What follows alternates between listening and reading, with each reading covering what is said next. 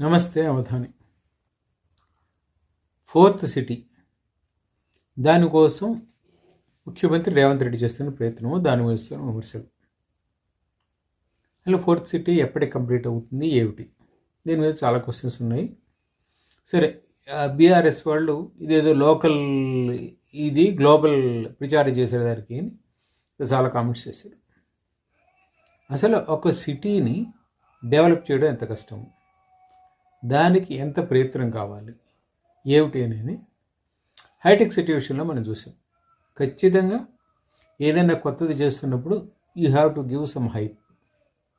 That hype should be nearer to the reality. లేకపోతే ఫలితం చాలా ఘోరంగా, తీవ్రంగా ఉంటుంది. You can't take back. అంత ఘోరంగా ఉంటుంది ఫలితం.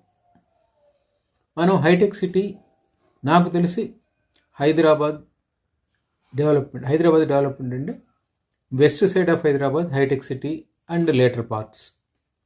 ఈ రిజల్ట్ని not only people of Hyderabad but people from across, పక్క రాష్ట్రాల నుంచి, నైబరింగ్ ఆంధ్రప్రదేశ్ నుంచి, ఎక్కడో ఉన్న వెస్ట్ బెంగాల్ నుంచి, అక్కడి నుంచి కూడా వచ్చి జనాలు ఎంజాయ్ చేస్తున్నారు. Their fruits they are becoming part of the development.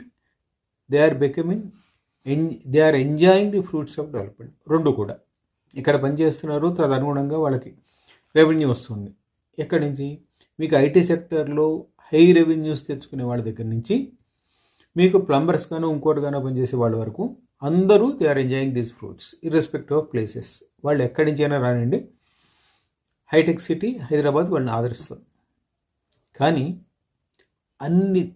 ప్రపంచంలో అన్ని చోట్ల ఇంత అద్భుతంగా డెవలప్మెంట్ జరగలేదు, రావటం లేదు.